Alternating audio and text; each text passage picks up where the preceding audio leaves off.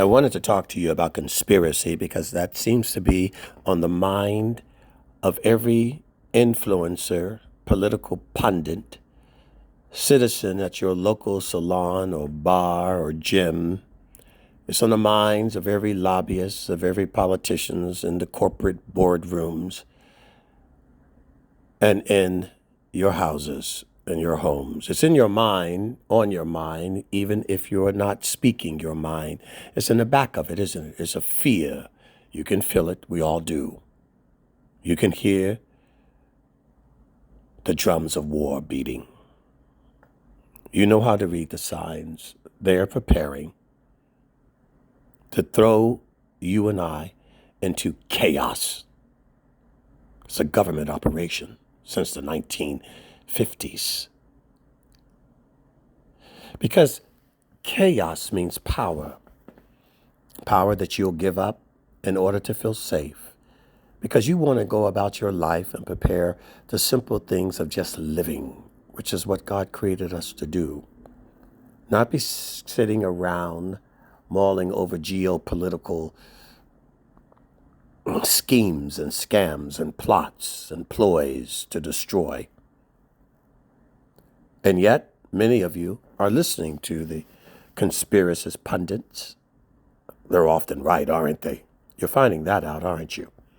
The thing that you thought was fiction is actually not. The technologies that you saw in Star Trek and Star Wars actually exist.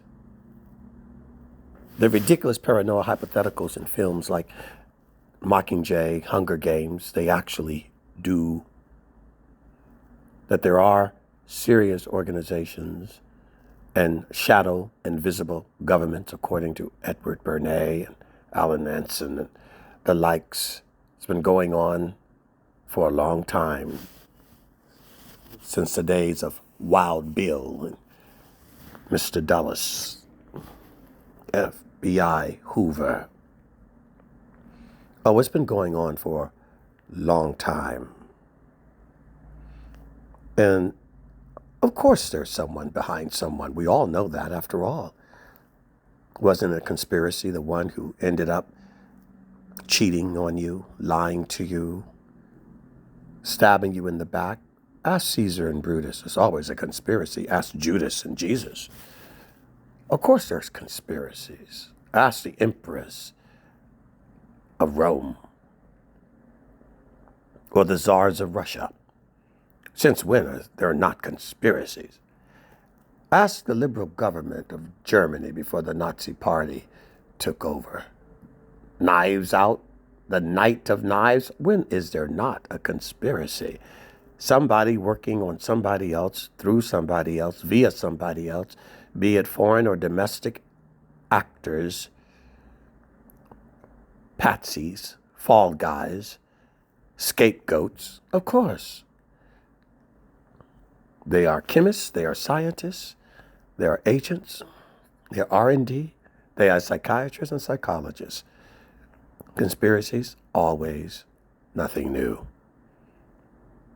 It was a conspiracy for Jacob to get the blessing from Esau. Somebody was hoodwinked, tricked, deceived, misled, misinformation, disinformation, false information, lies, all kinds of stories. Yes, yes, yes. Conspiracies are real. Scams are real. Yes, you know the pyramid schemes. You know the car salesman. Since when? Yes. It happens every day of your life. And you're so bombarded with it, you stop looking at it and you don't really care. It can hide out in the open and you won't believe it. But why wouldn't you? So there's great reason to believe that they're not really here to help you. They're here to kill you, to advantage, by any means necessary. There's a conspiracy. And what is really a conspiracy? But someone doing something that you don't know for reasons that you are misled to believe are. Yes. So man has always had conspiracies. backroom, closet deals, either by blackmail or threat of death. Yes, they are real. Nothing new. Somebody made an agreement to throw the fight. Somebody made an agreement to do the real estate deal because of the, well, under table cash you paid them to go along with it. Two brokers came together to scheme on you in the sale of your business or your house or that lease. Hey, we both can make money. You got into bed with the wrong fella or fellas. You aligned and maligned yourself. So don't be surprised about conspiracies. Of course they exist. You have them in your families. You have them in your colleges. You have them in your jobs. You have them in your neighborhoods. You have them amongst gangs and cartels and rivals of all times in the sports franchise. Yes, they are real. You have corporate espionage. You have all kinds of deals constantly. It's a human, for God's sake. What do you expect? And can you know every conspiracy? Of course not. Can you catch every thief? Of course not. You know it's real and you know it's there. So you try to catch a few to discourage the others. You try to electrify, gas, kill by any means, incarcerate, to make a public example, hopefully to discourage the other ones from doing more of it. Doesn't work, does it? Just ask Mexico. So, what's the point? Be afraid. Be very afraid, because you cannot trust men. Your own government experiments on you and lies to you. That's not just the United States, by the way. Any government, absolute power, absolutely corrupts. There are no governments that men agreed in society to give their power to that become most benevolent to their people. Power, oh, it's just too salacious and delicious to absorb and really hard to give up, isn't it? Term limits. It's a conspiracy, people. Now that you've heard me say that, and now that you know that, what is the point? There's another conspiracy greater than that. Greater than who shot the president, who attempted to kill the president. Greater than the companies that come together, the marketers and the advertisers, the public relations companies, the director of public coordinations, all the various things that they do to scam and get your money and to kill and deplete you. Yes, they all are going after the same thing, the end of you. But what they have all forgotten, and apparently you have as well, as that you never knew. You don't have to be afraid of them, because there's someone over all of them. There is someone who is the mastermind, the true puppet master over all of those who are conspiring against you. Every government, every corporation, every gang and drug cartel, every intelligence agency. Yes, you are just fearing the wrong thing. You're fearing them. You shouldn't. Secret societies, don't worry about them. Private NGOs and offshore corporations. Men behind masks, don't worry about them. They're nothing compared to what's behind them. The Lord, maker of heaven and earth, is not under the thumbs of men, governments, corporations, groups, societies. No. Don't worry about them. Fear God. Because ultimately all these little human creatures, these specks of dust, molecules, and atoms that are here today and gone tomorrow, are such temporal creatures. They are a blight upon a blight on a blight of a speck of a moment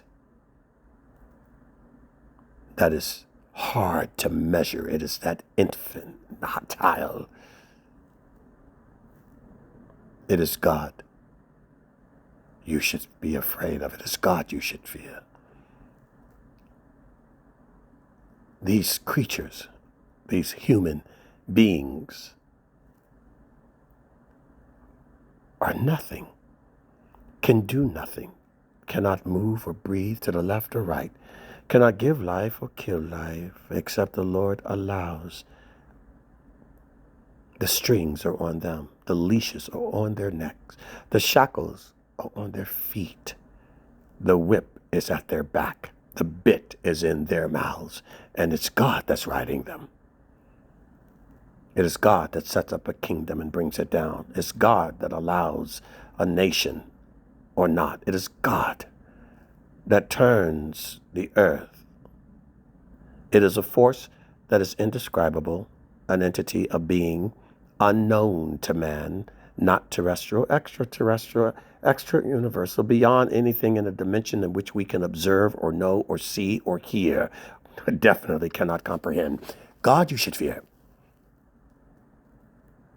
You don't know what to call it, I know. The energy in between the photons, dark matter, what is that? You don't know what to call it. You're so confused and so scared at the unknown and the things that you cannot comprehend and understand. You seek to put a name and a punctuation on it in order to, in any way, temper, appease your fears.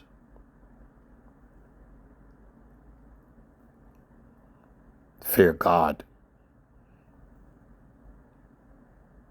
He's behind it all. Every angel, every demon, every force, every energy, nefarious or not, created by him. Nothing exists, moves without him knowing it, without him at the helm of it. He's not surprised, waiting for your reaction. Your reaction has already been predicted, pre-planned, predispositioned, predetermined. There are no surprises. Fear God. Because there is nothing any of you can do about that. Can't vote him out. Can't find him out. Can't assassinate him. Can't derail him. Can't block him. Can't stop him. You'll never see it coming. Fear God. It is God and God alone that holds all manner of matter, seen and unseen, discovered or undiscovered, known or not.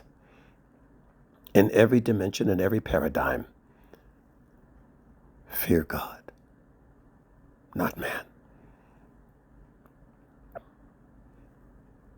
And it is a God of heaven and earth, Yahweh, Elohim Adonai,